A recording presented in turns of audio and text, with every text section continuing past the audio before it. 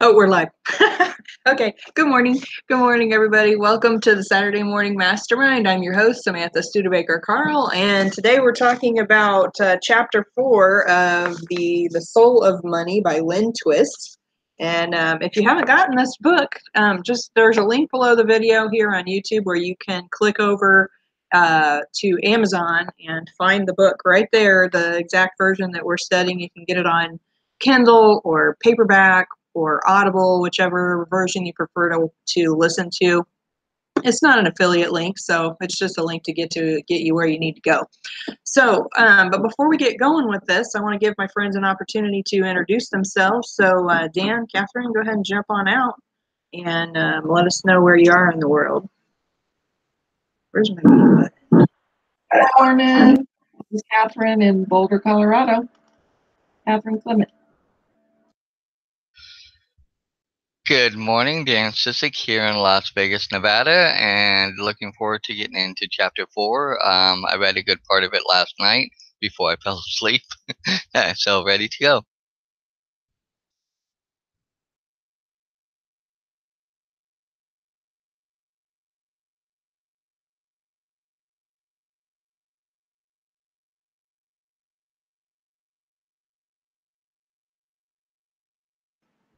Oops, sorry. I was trying to message with Sandy because she's trying to get on, and I kind of got distracted there for a second. Apologize for that. Hey, Catherine, can you start the conversation so I can get Sandy the link that she needs so she can jump on here? You feel good about that? Sure. Okay, thank you.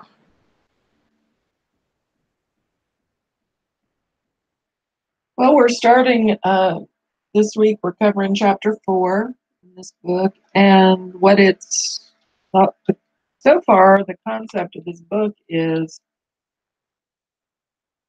that everybody is living in, or not everybody, but many people in the world, especially like in the United States, which is the most. People seem to have the most here of everything, the most freedoms, the most money a lot of times, the most ability to change things on their own. We're not as suppressed as other countries, especially women. And yet, we live in this state of scarcity. And so this chapter is talking about sufficiency as opposed to scarcity, which is having enough of everything, but you have and utilizing it in the best way possible, and not always living in this constant fear of not enough, not enough, not enough. And one of the things that it pointed out in the last chapter is that we must wake up in the morning in scarcity. Like our first thought is, oh God, I didn't get enough sleep, and that's so true for many of us. And we've talked not just in this book, but in other books as well, where, sometimes our minds get out of control with all these thoughts about, well, I don't have enough of this, and how am I going to pay this bill, and how is this, and this, and this, and like insane. And then, it all works out. Like it always all works out. We're still here. Maybe we miss a meal or two or even three, but like it still all works out. And so this chapter is focusing on having the mindset that, what we have is enough. We have what we need, and learning how to utilize that more appropriately, and how not to be living in this constant state of fear. And the lady that wrote this book, Lynne Twist, is in just a remarkable situation where she has access to really some of the wealthiest people of the world, and she went to Microsoft and spoke with their top earning women there, and these are women with she said the average age was like 36, and they have about a $10 million net worth each, like these are very wealthy people, and yet when she compared them to women in countries where there's barely enough food and barely enough resources, what she found was that, all the women in the world seem to be working about 16, 18 hours a day and trying to take care of their families.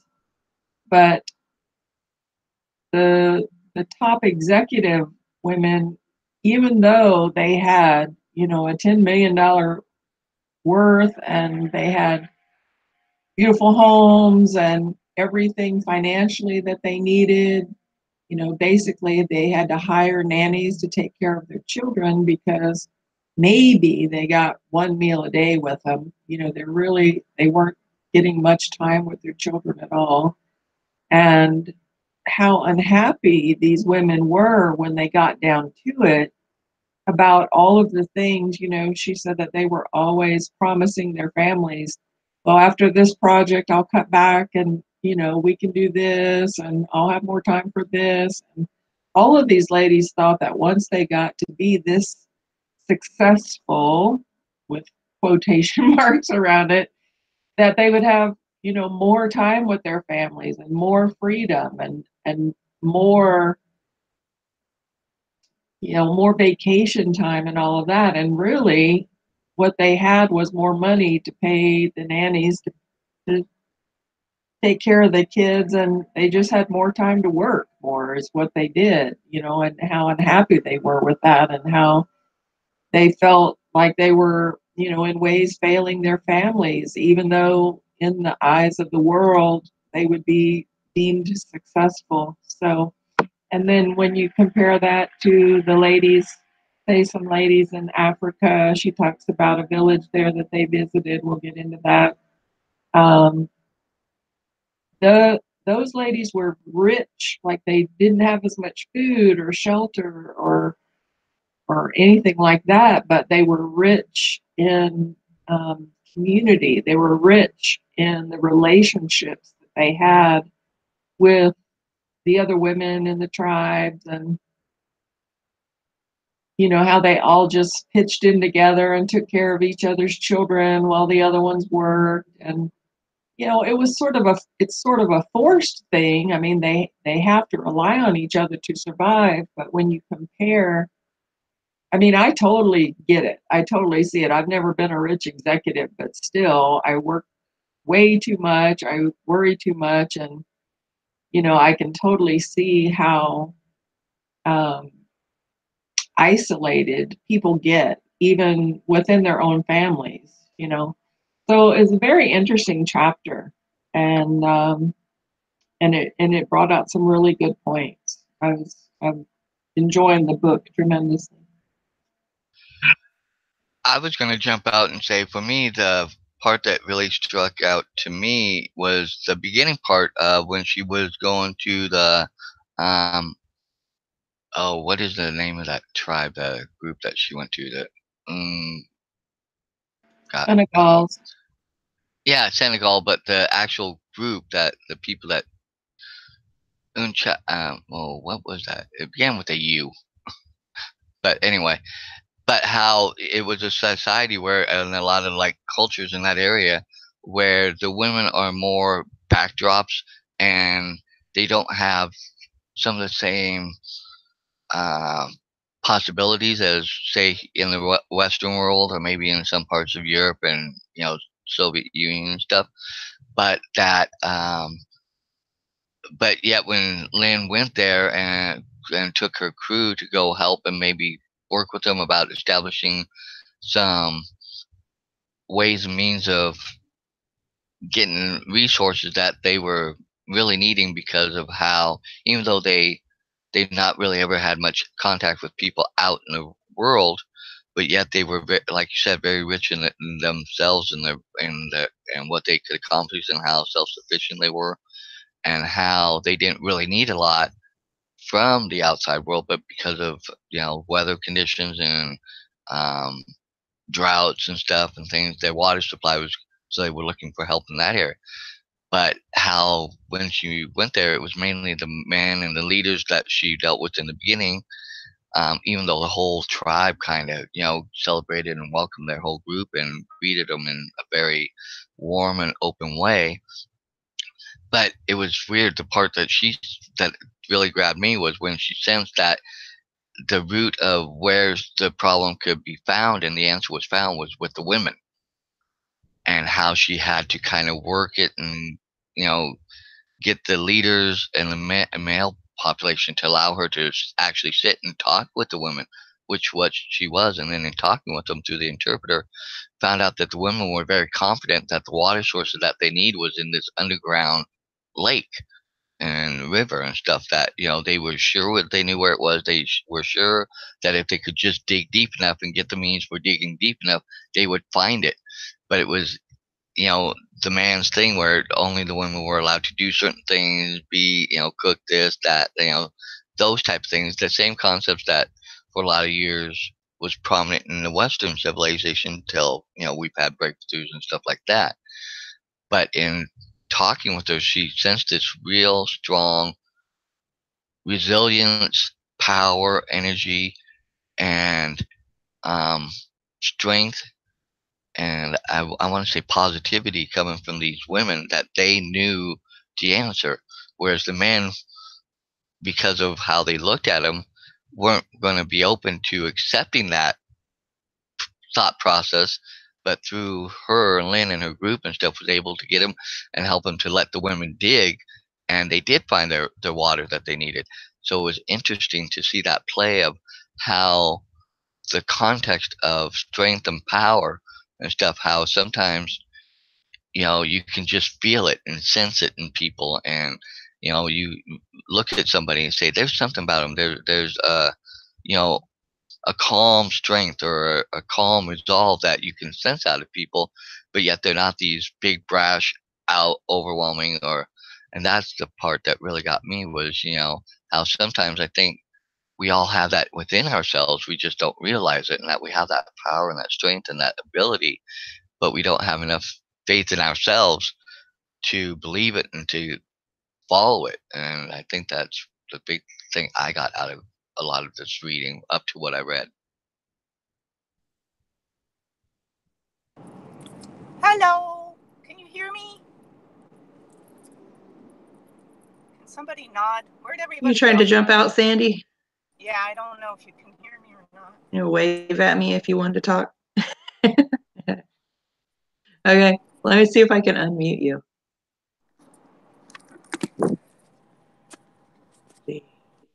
Right now. You hear me? Yes. Yeah, there you go. Good. Hi, Sandy Root here in Miami Beach. It's a little chilly today. I have my scarf on. No. Yeah, I just jumped in. I finally got my book. So if anybody out there is getting the book late, know that you can start at the chapter we're at and catch up, because you can sort of, by reading chapter 4, I didn't feel lost, and I'll get to the first chapters when I have time. But just so you know, you can jump in and follow the groove pretty easily. Yeah, I was really touched by the first story as well, like Dan was saying.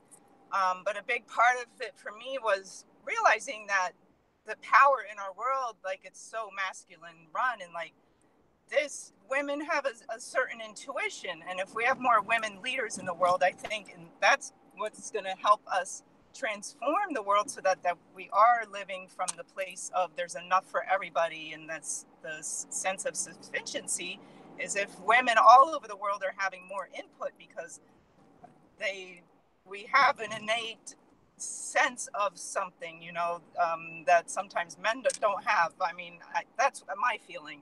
I think we have a different level of intuition, which was very clear in that story to me. All the women felt that this lake was below them, and it seemed like none of the men had felt that, or thought it was ridiculous. So it was just a beautiful story, how it turned out, and it saved their village, because I guess traditionally men take action, and they would have had to move forward and maybe picked up their whole tribe and moved somewhere else, and maybe that's what their decision would have been.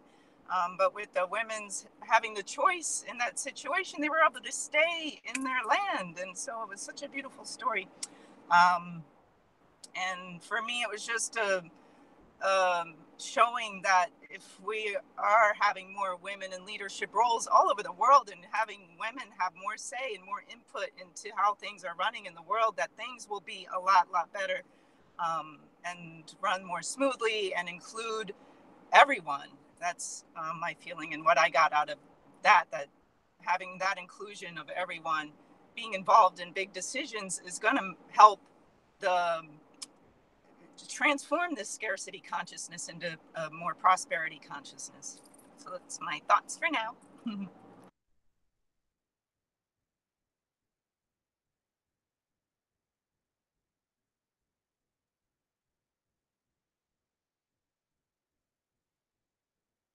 There we go. Sorry. I wanted to make sure you got muted there. I was thinking kind of along the same line, Sandy, about the the masculine versus the feminine energy, or the stereotypes, if you will. And the whole kind of point of this chapter, I feel like, is to shift your mindset, and from one of lack over to one of abundance. And when we look at it that way, of this kind of the stereotypical masculine energy versus the feminine energy, where the feminine is more intuitive and it's all, like Mother Nature and abundance, whereas the masculine is more harsher and, they're cut and dry and more aggressive. And when she talks about, she's been talking throughout all the chapters about how we're so focused on the accumulation of stuff that we don't even stop to realize what we already have. And when she was talking about that story of the Sinhalese people, who the women, they felt like they already had what they needed, they just needed to start looking for it, and then the men, I don't even know, she didn't really touch so much on what the men were thinking, and which I thought was kind of interesting too, because I would be kind of curious to know, what solution were they thinking it needed to be. But and I wonder kind of what the conversation was after Lynne had talked to the women to convince the men that they should listen to the women, and why, and what do they have to lose, would be kind of my thought processes on it. Like, they think it's here, they're this is their idea, because nature provides. But what were the words that she said to them to convince them? I'd be really interested to know that. But yeah, I feel like that's kind of the biggest thing, and when she was talking to the Microsoft women, I feel like they really had that, when she first met them, they had that kind of the stereotypical masculine attitude about life, and they're just going, and sure, they're accumulating everything, but they weren't enjoying any of it. And and I noticed, of course, when I had my pet business and we were running a trucking company all at the same time, and I had kids and we had all these things going on, our whole thought process was we're trying to build these businesses to have a better life, but yet we weren't enjoying the life that we had. And I remember having all these thoughts of like, God, I'm just so tired. I can't even get a moment to myself. I can't even get time to spend with my kids because I'm just so busy all the time. If I wasn't at work, working at work, then I was at home working on the trucking company business, and, I hardly had time for the kids at all. And it wasn't until I retired from my pet business that I actually, gave myself more time, and sure, yeah, I had to sacrifice some level of income in order to do that, but I gained so much. I was able to spend time with my kids that, with my daughter when she was in marching band, and I got to be a part of that. And that is just something that is so precious to me, that I had that time. And, and I think that, I mean, it's interesting because at one point in time, I was working 6 days a week with my pet business. And, of course, I was making good money and everything. And I was getting tired. And I'm like, okay, I got to give myself a break. So then I stopped working on Saturdays.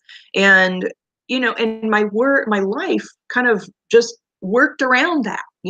Sure, we weren't making as much money, but it it worked out, because I just shifted that tiny little mindset and said, well, I don't have to work on Saturdays anymore.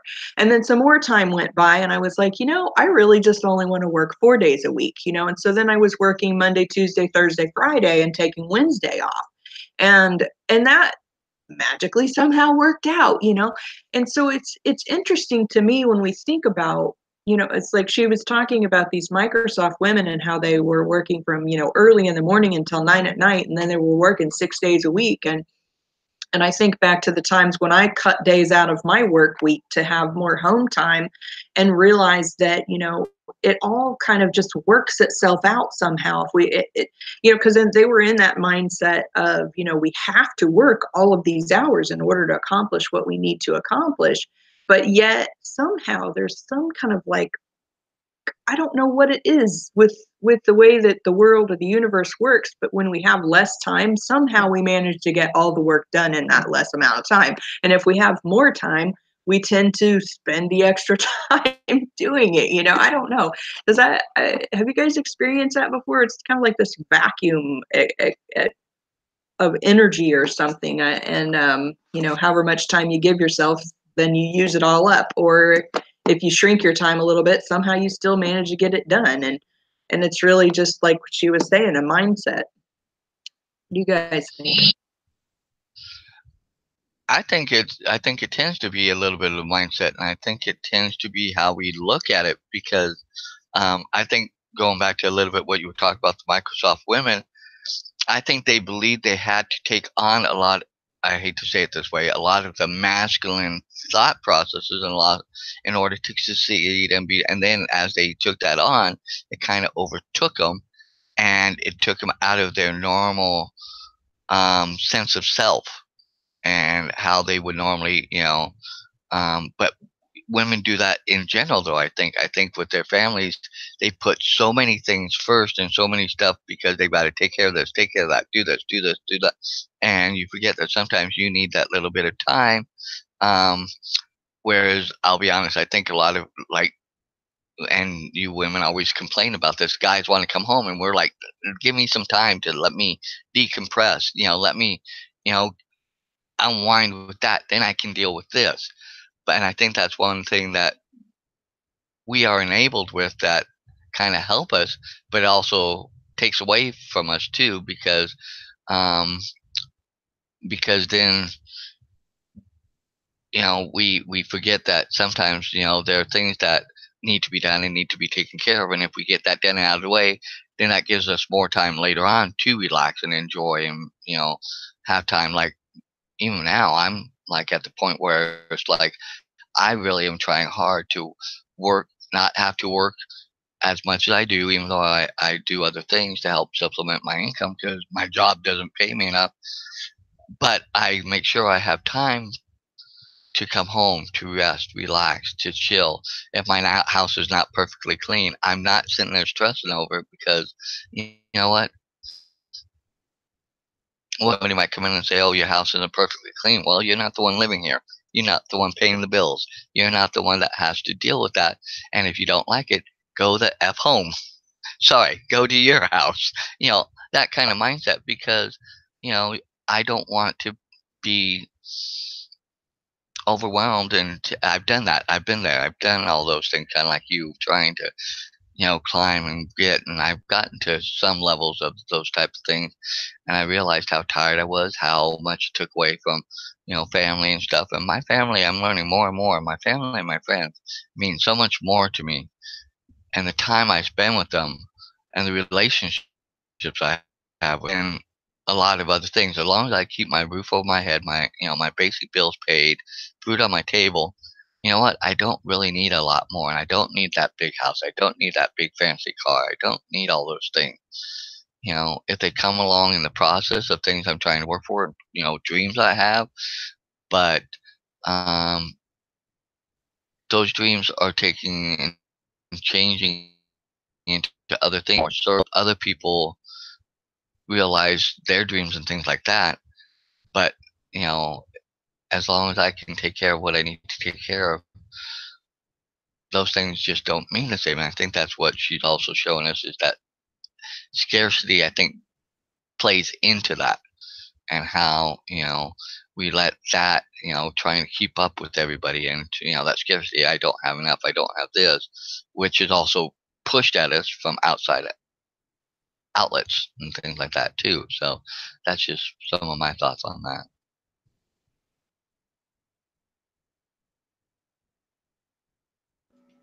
I have absolutely noticed that, Samantha. Um, Even like that's why I'm here on Saturday mornings. Saturday morning is used to, and this is the hilarious thing. Saturday morning used to be my most profitable day, and I had to make a decision. And this is when I switched to doing Ubering from working at home, and I had to make a decision. One part of me thought, well, I'm just not going to be able to do the Saturday morning mastermind anymore because, that's my most profitable hours of the whole week. And why am I going to give that up when I'm already struggling financially and blah, blah, blah, blah, blah. And then I thought about how much, this meeting means to me and how much I enjoy getting together with you guys and, how close we've become through the years. And I'm like, okay, so what's really important here, you know? And yeah, we don't have like this huge following or anything, but even if we had zero following whatsoever, just getting together, talking to you guys, reading different books that we read, having different insights. I was like, okay, so what is really more valuable to me? Is it those dollars, or can I learn how to live without those dollars?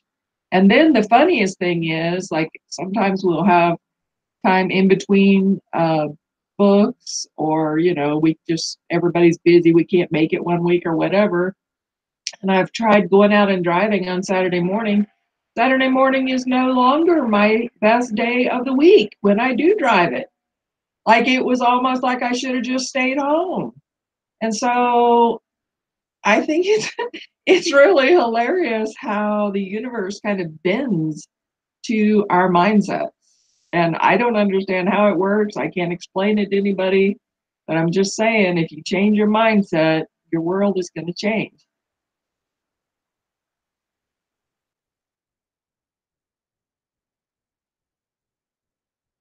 Yeah, that is so true. I can't even. I mean, there's been so many times. I mean, just over the number of years, just recently, where I have realized more and more that it it is our mindset. Because when we talk about our attitude about things, like our attitude about work, or our attitude about our family, or and or what our thoughts that we think about those things, is that's what shapes our reality. And when we sit here and we focus on all of what we already have, and we it's that whole being in the present moment, because if we're in the present moment and we're focused on what we have right now, we realize I don't really need anything. Sure, I could fill up my cup of coffee, and that would be great, and it'd be hot again, and but I can sit here and be perfectly happy just sitting here. And this morning I got up, and I was just sitting in my chair, enjoying my coffee, looking out the window and seeing how beautiful it is, and realizing, I could be happy anywhere, in any situation, no matter what it is. You don't have to have so much stuff in order to make me happy. I just am happy with the time that I have with my husband, and when my kids visit, I'm happy with that. And when I can go visit my daughter in South Carolina, I'm happy with that. And when I focus on the other side of it, like, oh gosh, I just don't have enough time to sit and drink my coffee. I only had 10 minutes instead of 3 hours. And if I'm upset because I don't have 3 hours to sit there, or if I focus on the thought that okay, I can't go see my daughter every weekend, or I'm not seeing my son every single day of the week, or whatever, when I think about those things, then I get upset, right? It frustrates me, and then I get angry, or depressed, or any of that. But when I sit here and I just enjoy the moment and what I do have right here, then I'm filled with this peaceful feeling. And you know, and it's happened that way no matter where I am or what the life situation is that we have had, you know, because I mean, gosh, in the past 10 years, I think we've moved 6 or 7 times or 8 times. I don't even know how many times, a bunch of times. And no matter where I am, you know, whether we were living in our camper or whether we were living out at the farm or whether we were, you know, living in an apartment, or a house, you know, whether I was living with my dad for a short there, you know, I mean, it didn't really matter. I could always sit and just, you know, when I focused on the moment and what I had in that moment, then everything was perfect. And, you know, I mean, even when I'm at work, you know, sometimes we have some days at work where it's just this holiday season has been rather frustrating. But I realized that the things that was frustrating me was because I was thinking about these things that weren't the way that I thought they should be. But when I would just stop thinking about those and focus on what I was doing right in the moment, then there was nothing for me to be upset about, you know? I mean, it's interesting how it just is all, it's how you think more than anything else. I mean, I don't know.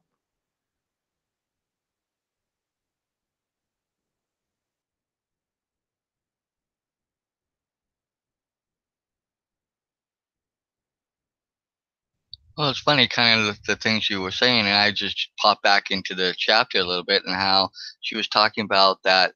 You know, when she was talking to some of those Michael Schuff women, and she says we talked about their wealth aside from their material possessions, which they took little time to enjoy. They experienced very little satisfaction from the money, and very few of them were giving money away, and almost none of them took time for vacations.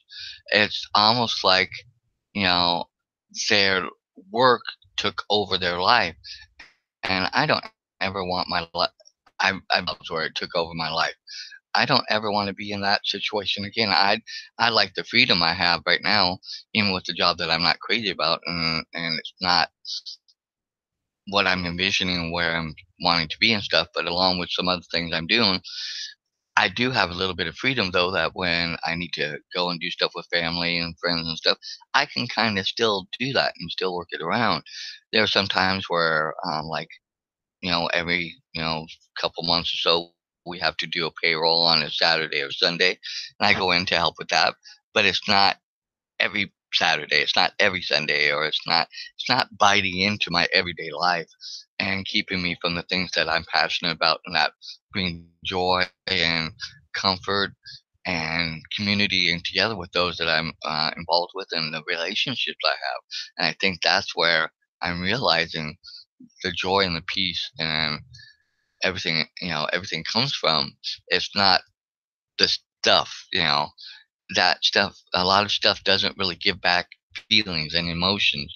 It might stir feelings and emotions of, you know, a time when we, you know, shared a special time with a friend, or, you know, you buying a house, you know, with your husband or wife or significant other or something, or you buy your first car and things like that. Yeah, those things, but that kind of wears off. And but the thrill of and enjoyment of being with other people and community and doing life together, that's where it comes about, and that's what it's about, I believe, and that's what I'm understanding and learning more and more about, is that's where life is. It's not in all of the, you know, trappings and stuff. And I think we see that in a lot of these um more rural or untouched areas, or even in places where poverty is kind of, you know, an ugly part of life there.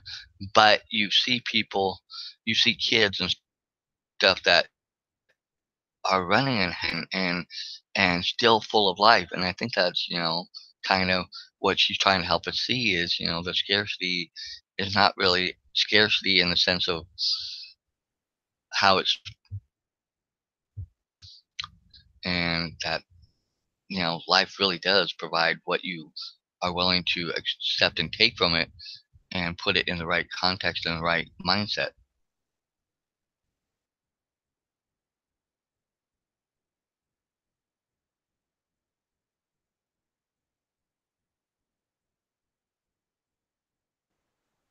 Come on, Sandy, give us your wisdom.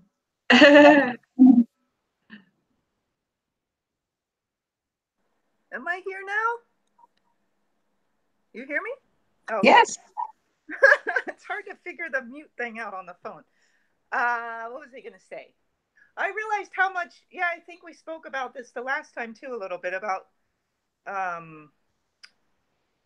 time scarcity. And it's like what you're sort of all talking about in a way, because I've probably never been so busy in my life as I have been the past couple months. Like it's just nonstop. And every day I wake up like, how am I going to get all this done? But then by the end of the day, I'm like, why was I so worried about getting it all done? I got it all done. And I had, extra time even in between a lot of the times so it's like every day like this, waking with this anxiety of how am I going to get all this done? And it's like almost this anxiety deep inside. And I'm realizing it's just this idea of time scarcity, because every time it's always, most of the time it's always like, I got it all done. So why do I keep repeating this time scarcity nonsense over and over? There's not enough time. There's not enough time. And I think that ties into all of this. And it's like you were saying, Catherine, it's that whole mindset thing too, where I feel like, well, I should do this thing or this thing because it's going to create the money that I need right now. But if I say, you know what? No, I need a break. I'm going to go to beach yoga today. The universe goes and finds that, something else will show up that brings you money, or a friend takes you out to dinner after yoga and you're like, oh, that's a great surprise. And I noticed those things. There was a time recently where I was going to an event with a group of friends one night, and I wasn't going to go because I'm like, I don't want to spend the money today, and blah, blah, blah. It was like over $120 or something we'd have to spend in the long run, and a long road trip where we'd have to get food and gas and all this. And I'm like, I'd rather just save the money right now. Ended up, we went all for a big meal. And then at the end of the meal, they were splitting the checks because everyone wanted to pay separately. And I'm waiting forever. I was one of the first people to order. And I'm like, where's my check? Where's my check? The guy's like, we're bringing it. And I'm like, I'd like to pay and go. And everyone paid and got up. And I didn't have my check. And he's like, oh, it was taken care of. And I'm like, oh, okay. So and something else happened that weekend too, that was like, just by saying, let me go enjoy the time with my friends and not worry about the money. Like, these little gifts were coming from the universe. And I'm like, oh, my meal was paid somehow. It was like $35. And something else happened. I don't remember. But I was like, what?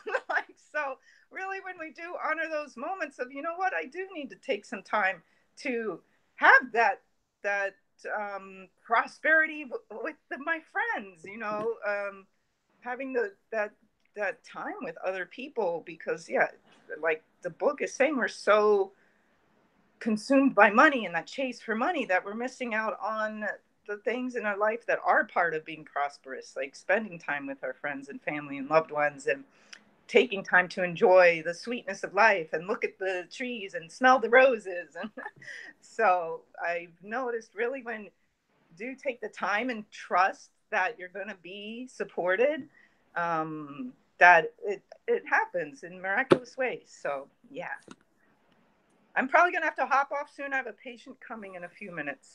But good to see you all, and looking forward to the next chapter.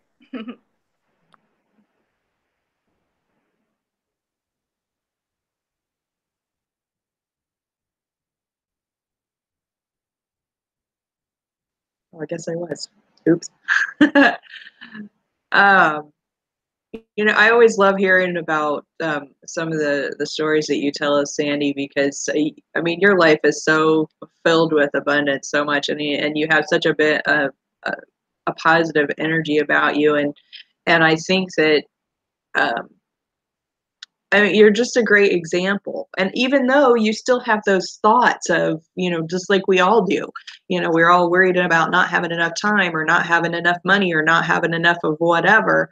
And yet you've just taken that additional step of trusting more, and trusting the universe, trusting yourself, trusting whatever it is, trusting the abundance of our whole existence. And I think that is a huge thing. I have to remind myself of that on not a constant basis.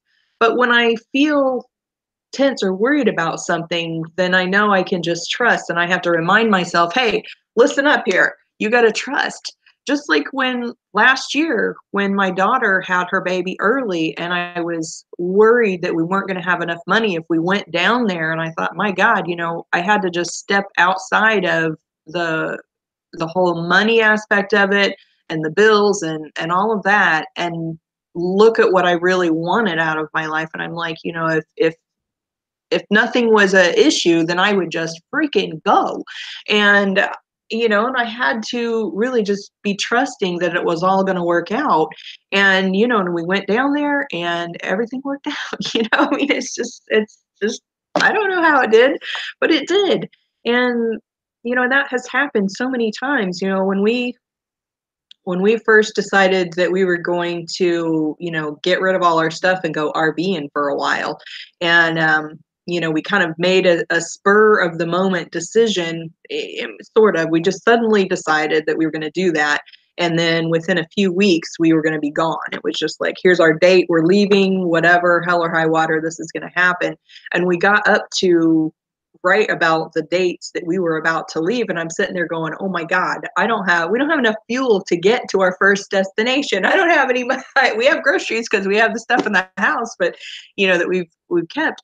And it was funny, we just went and checked the mail, and there was a check in there from just some random thing that wasn't even expecting. And it's stuff like that happens that you really question. It's like, why do I worry so much? What is it that causes me to have this worry? And I think that we're programmed by our parents, and our parents were programmed by their parents, and are the people that we spent a lot of time with in our childhood.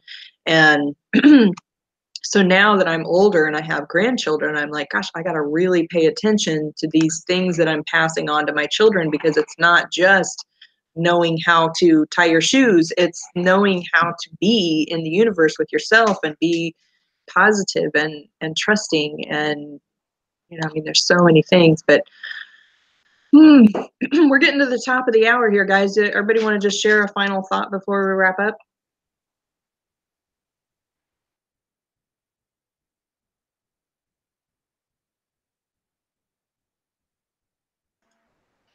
Well, I think it's hilarious that we almost drive ourselves to the point of insanity at moments about time scarcity when we're eternal beings. Like all we have is time, right? And unfortunately,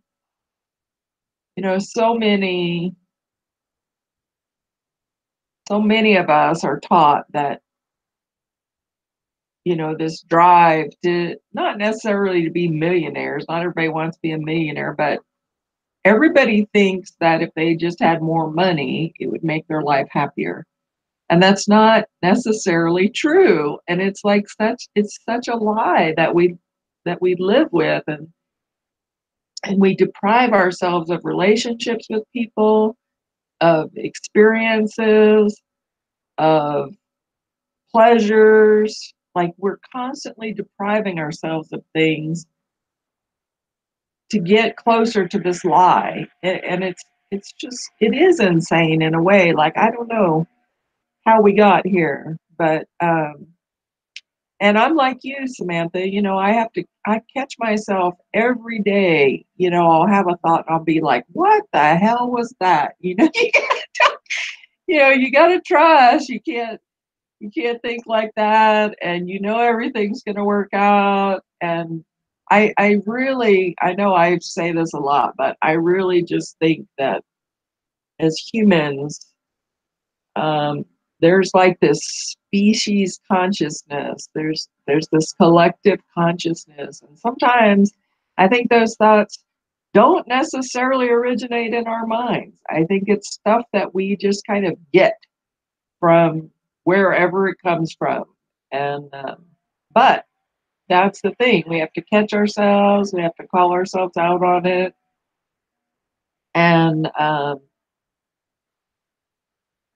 and recognize that, at least I think, the important thing is to do the right thing. Whatever the right thing is in that moment, do that. The rest of it will work itself out if you do that.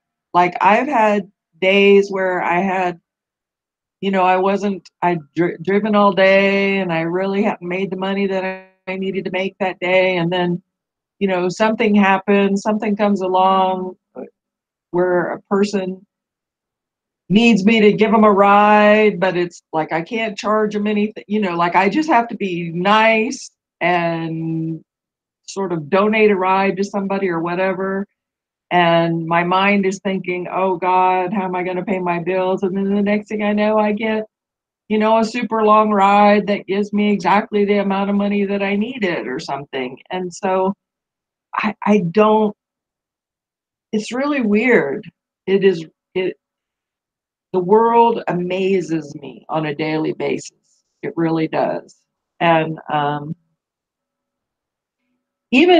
something as simple as, I can be driving and thinking, I really need to be on the other side of town so that I can go drop this off or do something or whatever. And then the next ride will take me there. Like, it's incredible the way that things unfold. And when it's not unfolding like we think it's supposed to, I always just say I'm a little bit ahead of time. Like, if I start getting anxious about something, I'm just a little bit ahead of time.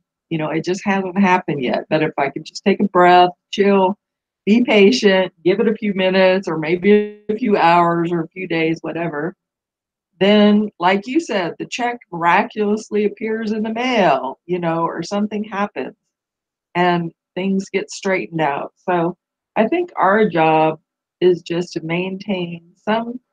do our best to maintain some sense of balance, which I will be brutally honest, I have zero balance right now. Like, I've just been working 7 days a week since July, and just to the point of exhaustion every day. And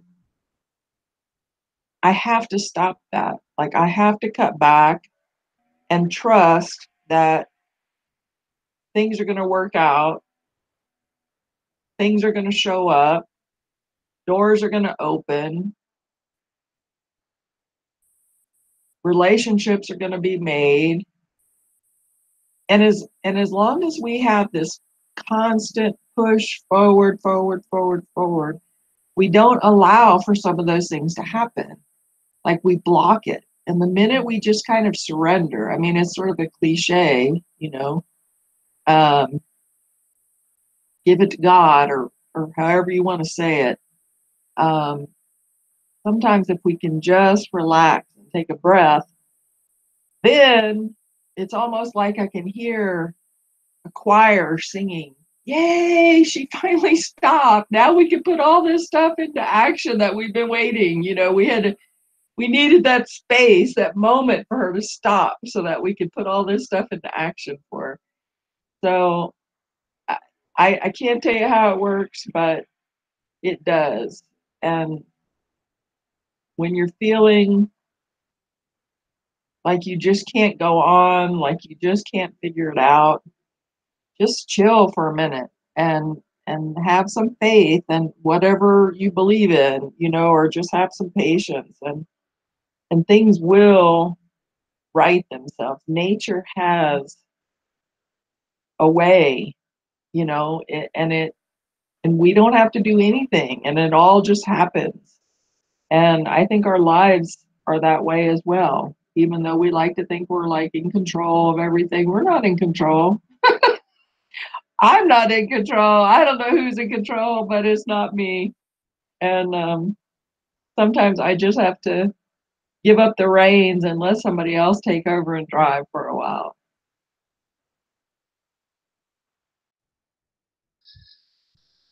I'm going to jump out and share my last thoughts. And I was jumping a little farther into towards the end of the book, and it says sufficiency is always available.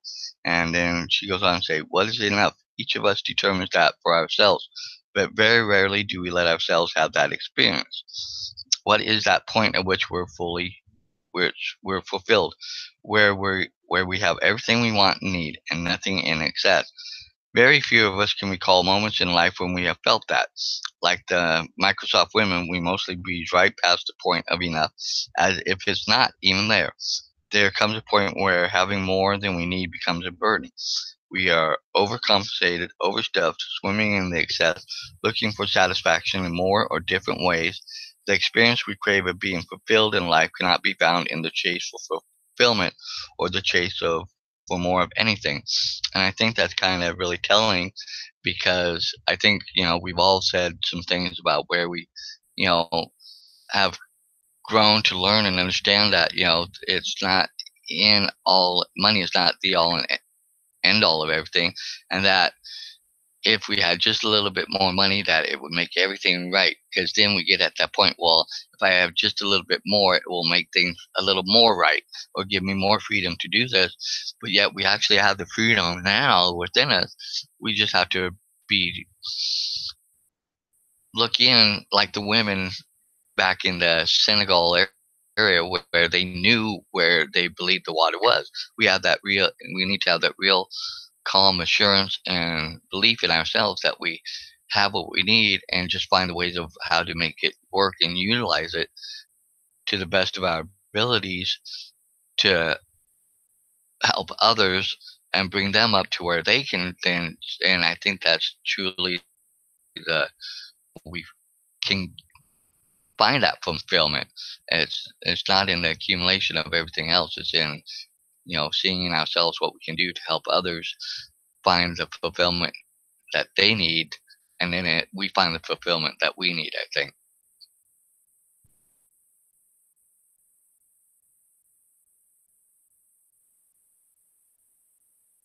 I love what you guys both said.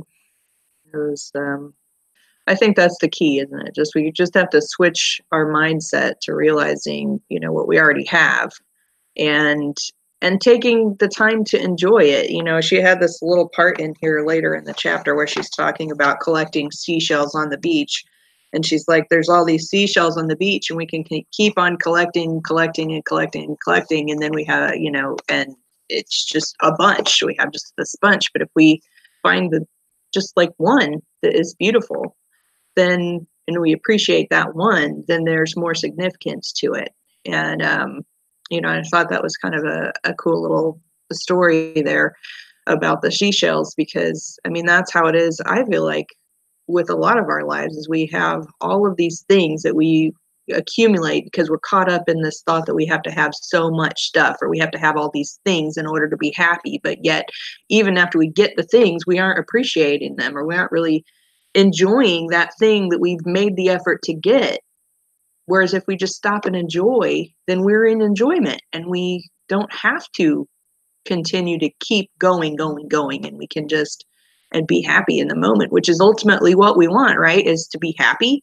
And so, but we keep ourselves from being happy because we're always in this pushing mode, this constant striving, accumulating, going. And how can you enjoy anything if you're constantly going forward? And there's no end to that, because it just keeps on going. That whereas if you just sit and you stop and you enjoy what you've got, then you're in enjoyment. So I don't know, that's my thought on it, guys. So we've had a great chapter here with sufficiency, and next week we're going to be talking about chapter 5, and she says money is like water. So that should be an interesting chapter. So for you guys who are watching, comment below, tell us what you think about this chapter, or tell us what you think about what we've discussed here. Click like on the video if you like it. Share it with anybody that you like, that you think would find it helpful or interesting, and subscribe to our channel to be notified for the next one. So with that, guys, have a great, awesome, amazing weekend, and we'll see you next week on the Saturday Morning Mastermind. Bye for now.